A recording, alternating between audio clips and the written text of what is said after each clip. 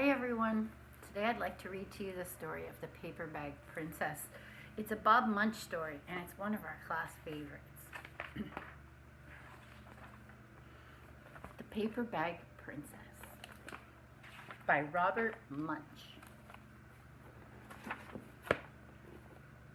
Elizabeth was a beautiful princess. She lived in a castle with expensive princess clothes. She was going to marry a prince named Ronald. Unfortunately, a dragon smashed her castle, burned all her clothes with his fiery breath, and carried off Prince Ronald. Very sad. Elizabeth decided to chase the dragon and get Ronald back. She looked everywhere for something to wear, but the only thing she could find was a burnt paper bag. So she put on the paper bag and followed the dragon. He was easy to follow because he left a trail of burnt forest behind him. Very exciting. Finally, Elizabeth came to a cave with a large door that had a huge knocker on it. She took hold of the knocker and banged on the door. The dragon stuck his nose out of the door and said, "Well, a princess! I love to eat princesses, but I already ate a whole castle today. I'm a very busy dragon. Come back tomorrow." And he slammed the door so fast Elizabeth almost got her nose stuck. Elizabeth grabbed the knocker and banged on the door again. The dragon stuck his nose out of the door and said, "Go away! I love to eat princesses, but I already ate a whole castle today. I'm a very, very busy dragon." "Wait," said Elizabeth. "Is it true that you're the smartest and the fiercest dragon in the whole world?" "Well, yes," said the dragon. "Is it true," said Elizabeth, "that you can burn up to 10 forests with your fiery breath?" "Oh, yes," said the dragon, and he took a huge, deep breath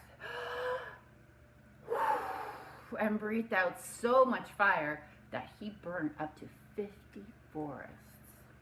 That's a lot. "Fantastic," said Elizabeth, and the dragon took another huge breath and he breathed out so much fire that he burned 100 forests. "Magnificent," said Elizabeth. And the dragon took another huge breath, but this time nothing came out. The dragon didn't even have enough fire left to cook a meatball. He's running out of fire. Elizabeth said, "Dragon, is it true that you can fly around the world in just 10 seconds?" "Why, yes," said the dragon. And he jumped and he flew all around the world in just 10 seconds. He was very tired when he got back, but Elizabeth shouted, "Fantastic! Do it again!" She's smart. She's trying to get him to be tired. So the dragon jumped up and flew around the world in just 20 seconds. And when he got back, he was too tired to talk, and he laid down and he went straight to sleep. She made him very tired. Elizabeth whispered very softly, "Hey, dragon." The dragon didn't move at all. She lifted up the dragon's ear and stuck her head inside, and she shouted as loud as she could, "Hey, dragon!" The dragon was so tired, he didn't even move.